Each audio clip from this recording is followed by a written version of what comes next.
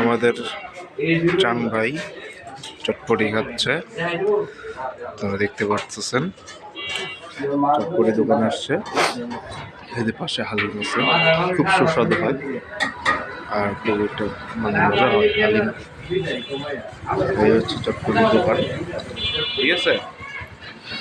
আমরা এখানে এসে বসে বসে করে খাই। এই হচ্ছে যে চান ভাই চটপটি খাচ্ছে।